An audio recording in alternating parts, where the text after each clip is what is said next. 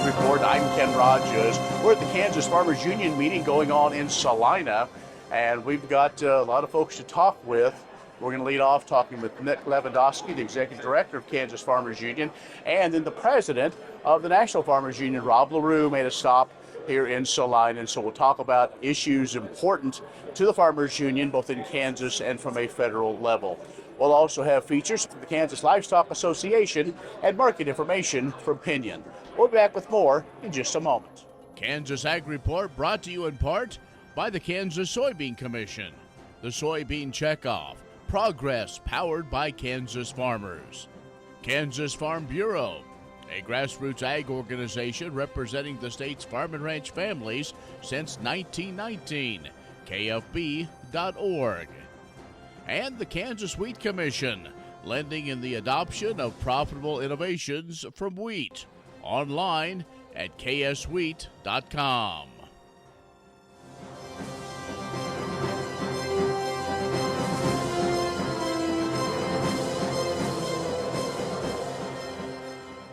In our ag segment, we're at the Kansas Farmers Union meeting in Salina, talking now with Nick Lewandowski, Executive Director of Kansas Farmers Union. Nick, what are you sharing with your members at this meeting? We've got a lot. We've had a full day today here on Wednesday. Tomorrow we've got a half day, and really devoting a lot of tomorrow to the business of the organization, setting our policies for 2024, electing some new board members and delegates to our national convention. But today we've heard from a number of different entities. We had a speaker here from the Land Institute. We had former Governor John Carlin here today talking about protecting, preserving, defending democracy and civics. We had a speaker from K-State Research and Extension talking about rural community resilience and those kinds of things. And of course, we had you on a panel with another legislator and some lobbyists talking about the legislative session. Well, it's one of those that is always a topic that people want to talk about because policy is so important. But Nick, we know there are challenges. You know, Sure. we kind of broke the drought, but there were some areas that still had some challenges. So how can Farmers Union kind of help try to address some of those other than making it rain when it needs to? Well, that's just it. And we've been praying for rain for a long time. I know up in Republic County and even over where you are, it's been a dry summer and a dry fall. But you look at southeast Kansas right now, Caney is dealing with water shortages. So it is an issue, and thankfully there are programs, crop insurance, those kinds of things that are available. But we do need to address this, and a lot of this comes down to infrastructure. So on both the state and federal level, when we're talking about the Caney issue, for instance, that's an infrastructure issue, and we need to address that. As you gather together with membership, it is a time not only to do the policy and the business work, but also just a time to kind of reflect and then move forward. So how important is it for groups of like-minded folks to get together? Oh, it's so important. And the COVID exposed that a lot. The fact that we couldn't get together, that we couldn't be together as one. I think people took that for granted when COVID hit. And now that we can finally come together safely and have these debates and discussions and see each other face to face, look each other in the eye, and get that personal feel for where somebody's coming from. That's so important, especially when we're having these policy discussions. Before too long, the Kansas legislature gets back at it. You've got a long list of things you'd like to see done. We do. So tomorrow we will pass our policy document.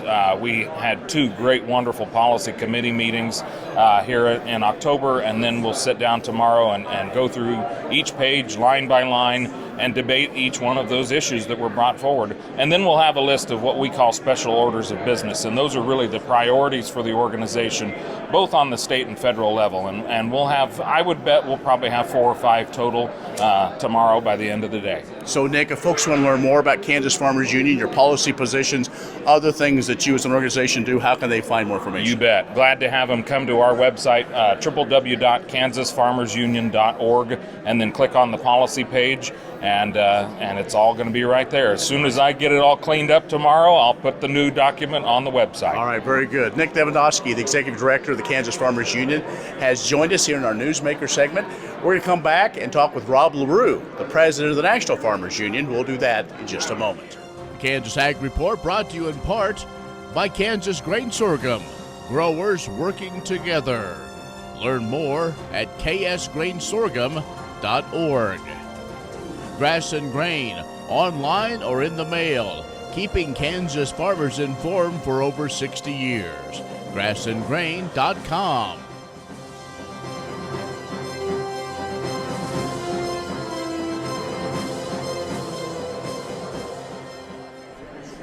Well, we were able to come to the Kansas Farmers Union annual meeting in Salina and joined now by Rob LaRue, who is the president of the National Farmers Union. Rob, welcome to Kansas. It's good to be here. Thanks. All right, let's talk about Farmers Union and the issues. I think are like every other ag organization. You know, what's the mess that is DC, Farm Bill, farmers wanting some sort of security. Do you think we're anywhere close to giving farmers security? You know, if there's one thing that I think everybody can agree that Congress is really good at these days, and it's kicking the can down the road. And in this case, it's actually bought us a little bit of time to try to get a farm bill done. That's probably the best news that we could hope for right now. But I tell you, as we look at next year, I think most folks would agree it's going to be really tough to get one through with a presidential election going on. So really, I think the push right now from a lot of farm groups is to try to get one done as early in the year as possible. There is some talk I'm hearing that maybe February, maybe even March, once we kind of get the holidays out of the way, that text will finally be released, and then kind of the real fights can begin. But it's kind of exactly what you're saying. At least out here in the country, folks think that something needs to get done. If it doesn't by July, you're out of luck again. Well, I think that's true, not just because of the politics. Actually, we know about the impact of the election and so forth. But I tell you, when you have still the spending bills, like the ag spending bill will be one of the first things that has to come up early in the year, even before we get to a farm bill. And then if we slide just a little bit beyond February, Congressional Budget Office may do a new estimate of the farm bill and what impact that might have on the dollars for each of the titles there may kind of throw a new wrench in the process and could delay us further.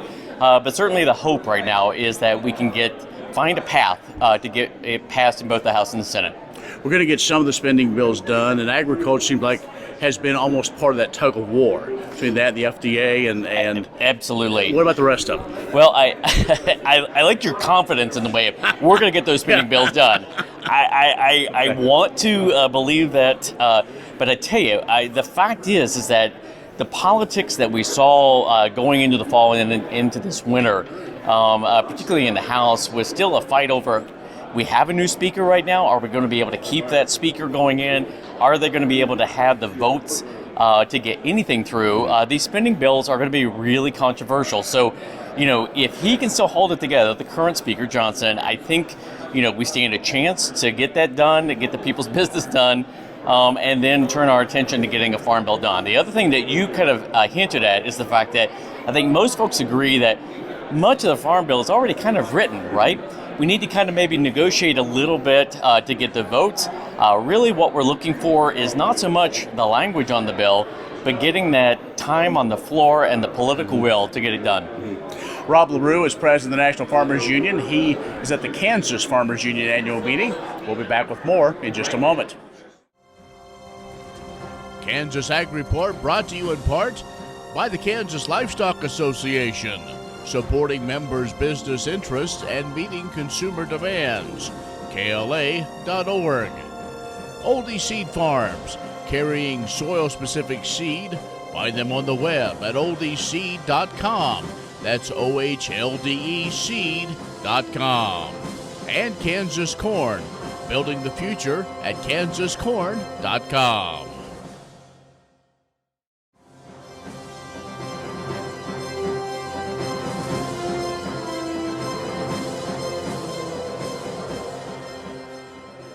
And Rob LaRue, the president of the National Farmers Union, joining us from the Kansas Farmers Union meeting in Salina. And Rob, we get so focused on the Farm Bill and these other issues. There are other things that need to be tackled. And this administration has done an awful lot when it comes to climate. We've got other international meetings moving forward. Farmers Union is one of those groups that's right in there when it comes to where agriculture is going to land in all these situations. Well, I tell you, we talk a lot about the impacts of climate and the role that farmers can play in mitigating a lot of those impacts, and the really positive role that farmers, that livestock play in this whole picture. And much of what is sometimes missing in conversations, both here in the U.S., I would argue, and globally, is the farmer's voice. Mm-hmm. And so Farmers Union, along with some others, plan to be part of the global conversations going on right now, coming up in Dubai, it's the so-called COP28. But we need as much unity right now among farm groups on this as possible, because that voice is going to be really critical. Okay. Now let's go back domestically, and some of that issue is dealing with renewable fuels. Absolutely. There's been that back and forth of, again, almost a tug of war, if you will, between different sides on where we're heading with the renewable fuel standard. Will that finally be settled? Because farmers are growing crops for these renewable fuels, but if we don't have kind of, again, those all groups coming together, it's not helpful. No, but at the same time, the thing that farmers have on their sides with renewable fuels is the fact that the science is there, it is climate friendly, climate smart, and it really is an economic engine in a lot of these rural communities. So we'd like to see a little bit stronger support for biofuels, for example, within this administration. We're continuing to push that message out there. But again, trying to bring that unity among a lot of the players out there is really what's going to be critical. In the climate conversation in general, particularly on renewable fuels, but also on conservation programs, et cetera. A number of us that come together. Certainly we partner and co-chair with Farm Bureau, one of the climate consortiums there. And as part of that, it is all about making sure that folks understand we need to have voluntary, incentive-based, and science-driven solutions here. Now, you're here in Kansas. I'm sure you're going to other state meetings. What message are you telling the rank and file members of Farmers Union? Well, hold on to your horses because, each farm bill, if we're talking about farm bills, each farm bill always has its own challenges. This one is particularly unique right now. But we've just got to keep our eye on the prize here.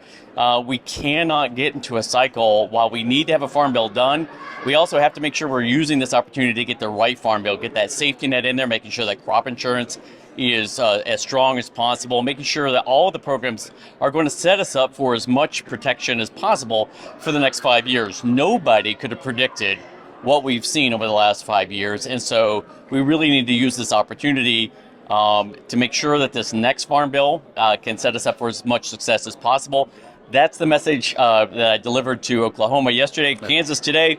It'll be on to South Dakota tomorrow. All right, very good, Rob. Well, thanks again for coming. Sure appreciate it. Absolutely. Thank you. Rob LaRue, President of the National Farmers Union, has joined us. We'll be back with more coming up in just a moment. Stay with us. Kansas Corn reminds you that E15 fuel is the right choice for every kind of driver. For the car enthusiast, E15 has higher octane. For the thrifty driver, E15 is priced lower than regular unleaded. For the nature lover, E15 provides cleaner air. For the shopper who buys local, E15 has more ethanol from our Kansas corn farms. Choose E15 for a higher octane, lower price, cleaner American fuel. Message from the Kansas Corn Commission. Learn more at kscorn.com.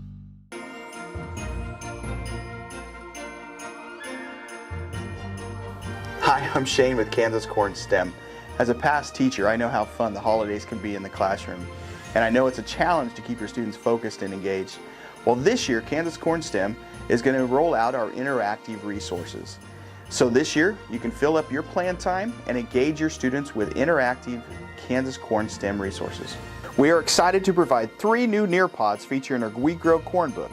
Each Nearpod focuses on a certain age group, K through 2, 3 through 5, and 6 through 12. Whether you need to engage a small group of students or provide an interactive activity for the entire class, your students will read the book while participating in games and being asked questions to test their comprehension skills.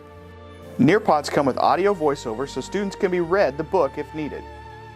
These free Nearpods are a great tool to use in the classroom and is ready to go for you. We have a fun way to help your students count down the days to the last day of school before the holiday break. Available to you are 12 Days of Christmas our Kansas Corn Farmers gave to me breakout box activities. These one-lock online breakout box activities will take just a few minutes and can be used to engage the students as a full class or send out to students to work individually. As always, Kansas Corn STEM is here for teachers. Please check out all of our resources that we can send to you free for your classroom. at kansascornstem.com. What does a brighter, more sustainable future look like in our cities and towns, and how do we get there? When New York needed an alternative fuel source to reduce carbon emissions, the city found what it needed in biodiesel made from U.S. soybean oil.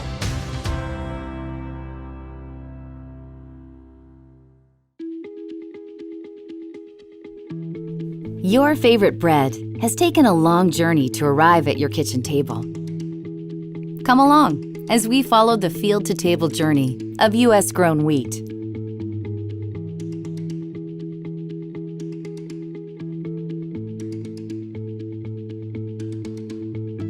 All bread starts as a seed, but not just any seed.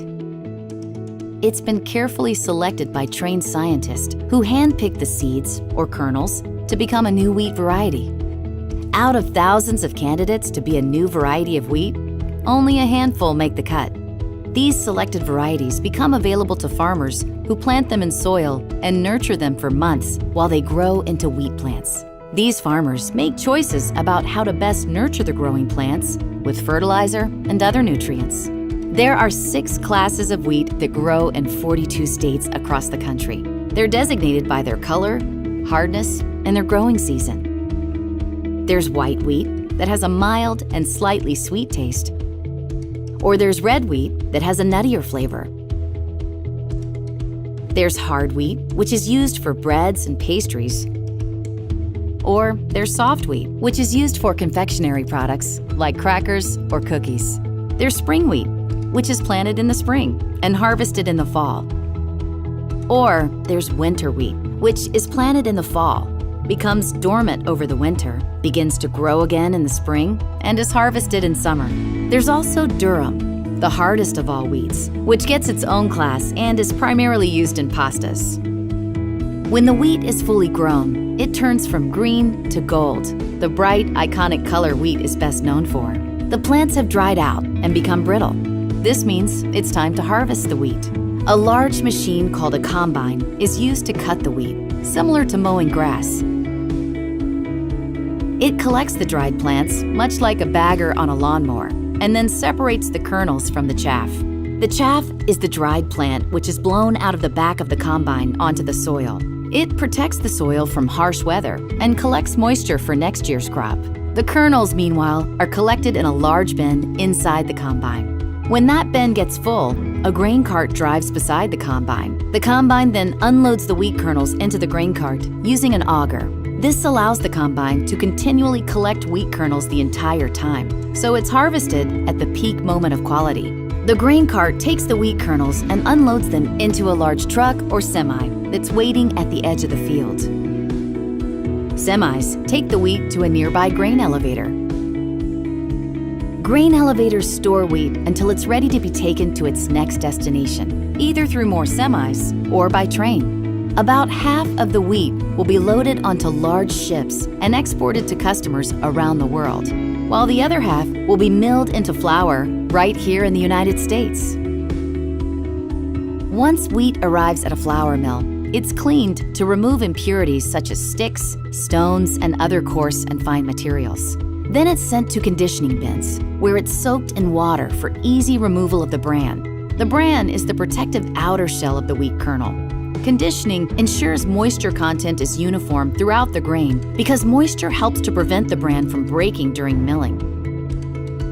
Next, different wheat is blended, known to millers as wheat grist. At this stage, different wheat batches are mixed to create the specific kind and quality of flour to meet the miller's needs. The wheat is ground by a roller mill machine that crushes it into pieces. It's then put through sifters that separate the endosperm, wheat germ, and wheat bran. These can be sold separately or used to produce different flours. For example, wheat bran, wheat germ, and white flour blended together creates whole wheat flour. Here, it can be packaged for grocery stores, or it can be sent in bulk to commercial bakeries. Today's commercial bakeries use the latest energy and water-saving technologies to produce hundreds of loaves of bread per day. These loaves are delivered to grocery stores and restaurants on a daily basis. While all of these wheat foods go through quite a complex process to get here, they're still created from the simplest, highest quality ingredient, U.S. grown wheat. Many seed companies claim to offer the latest genetics, but how many have tested those genetics in soils just like yours? The Oldie Seed Know to Grow research program has fully tested the latest seed genetics in soils that are right in your neighborhood. The Oldie Seed Know to Grow program can recommend the best performing hybrids from technologies like Enlist, Extend, and LibertyLink that will optimize the yield and profit of every acre on your farm. Contact Oldie Seed today. Today, consumers want to know about where their food comes from more than ever before. Nearly 90% of Americans trust farmers and ranchers. That's one of the highest trust ratings of any profession in America, and it gives Farm Bureau members an amazing platform to tell their stories. The Farm Bureau Promotion and Education Program empowers farmers to share their story with consumers, bridging the gap between field and fork. Consumers want to hear from farmers. We are the voice of agriculture, and for us to talk about our operations, to talk about farming, and to talk about agriculture as a whole is really what our consumers want. They want transparency, and they want us to share what we do every single day, and nobody knows it better than us. Promotion and Education is a committee on the national level, and county and state level, that actually helps us as farmers have tools to talk to anybody that is interested about agriculture. I say I talk to people from 8 to 88, and anybody who wants to learn about what we're doing on the farm, I want to be that person to talk to, and Promotion and Education gives me the tools to do that. Farm Bureau programs offer all Farm Bureau volunteers the chance to get involved at the local, state, and national levels. A variety of promotion and education activities occur each year, engaging members of all ages. At the American Farm Bureau Convention, the Promotion and Education Committee offers members an action-oriented consumer engagement program called CCI, Communicate, Collaborate, and Influence. Target Training is the program's premier national consumer engagement training that aims to inspire and equip farmers and ranchers to identify and highlight values they have in common with consumers to successfully share the story of agriculture with diverse audiences. The Promotion and Education Committee, to me, is extremely important for me to share my story, voice my opinion, and be able to make that connection with the consumers. It's really important for me to share our beautiful lifestyle with those who don't get the opportunity to experience at any other time. Connecting consumers with where their food comes from and making sure that they understand what we do to make sure that they're getting safe and healthy food. The same food that I feed my children is the food that I grow and I put in the stores for them, and that's so important to help gain confidence in what we do. People don't know what they don't know, and farm life is not familiar to most Americans today.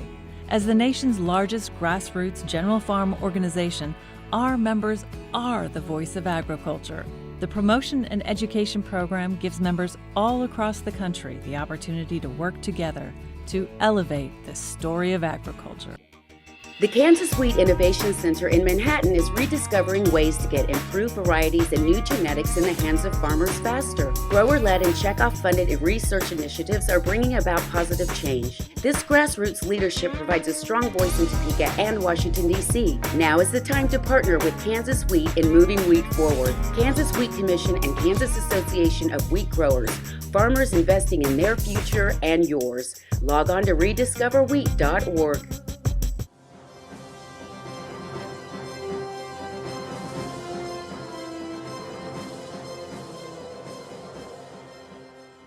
The Kansas Beef Council annually hosts scientific communication training sessions with dietetic students from the University of Kansas Medical Center and Kansas State University. This year's sessions were held November 2nd through the 3rd. Each training centers specifically on protein, with beef serving as the main example. During each session, KBC Director of Nutrition Abby Hadari highlights the importance of protein in the diet and dispels misconceptions about beef's role. Then, students learn about beef production directly from Kansas ranchers. According to Alma rancher Ren Pacheco, it is important for cattle producers to connect with those who will be recommending beef to their patients one day. She said if these students have a good understanding of beef production, they are more likely to recommend it.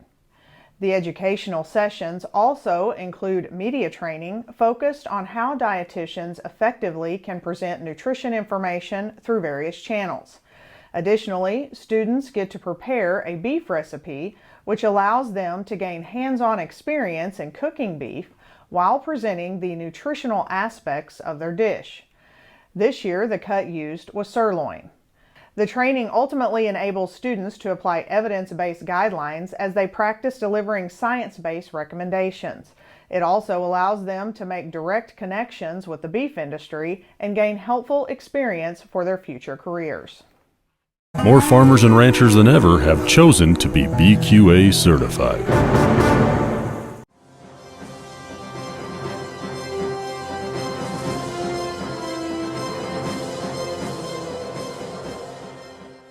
Good day. Mitch Dewar here with Pinion Risk Management. Corn prices have continued to drift lower, making lower lows and lower highs. The bears continue to look at a 15.1 billion bushel crop and an ending stock number of more than 2 billion bushels. Currently, there's no bullish headlines to stabilize the market. There's some talk of South American second crop acres being impacted and our own domestic acres being smaller next year, but it's just too early for the trade to focus on that. First notice day for December grains was Thursday, November 30th, and we saw the December-March corn spread trade to a record of 27.25 cents. That amount of carry being put into the market is not a bullish sign. December 24 crop has managed to continue to trade above $5. Soybean prices remain elevated above $13. The trade has been keeping a close eye on Brazil's weather as it has been hot and dry. Over the next few weeks, the forecast is calling for somewhat normal precipitation and should help the crop along. So far, exports to China have been close to expected. There is a little concern for exports to China moving forward, as hog prices have been hit hard, their economy seems a bit shaky, and their crush margins aren't the best. For now, South American weather will be the main factor for the soybean market. Over in the cattle market, it has continued to sell off in an extreme way and has the whole cattle market on edge. Futures finally caught a bounce back after making new lows on Tuesday, but the market is still fairly uneasy about its current state. Give us a call to discuss these markets and your operation at 888-452-8751. I'm Mitch Dewar with Pinion Risk Management. That's our program this week. You can be social with us online, kansasagreport.net, or our social media channels. We're on the road for meeting season. Over the next several weeks, we'll have reports from the Kansas Farm Bureau, Kansas Livestock Association, and other upcoming ag meetings. I'm Ken Rogers. Thanks for joining us. We'll see you next week on the Kansas Ag Report. Next time you see a beautiful field of corn, reach out and thank the farmers who work tirelessly to raise corn for livestock feed, renewable fuels, and exports to feed a growing world population. The farmers on the Kansas Corn Commission work for Kansas Corn with grower-funded checkoff dollars that support foreign and domestic market development, research, promotion, and education to expand opportunities for Kansas farmers. To learn more, visit kscorn.com.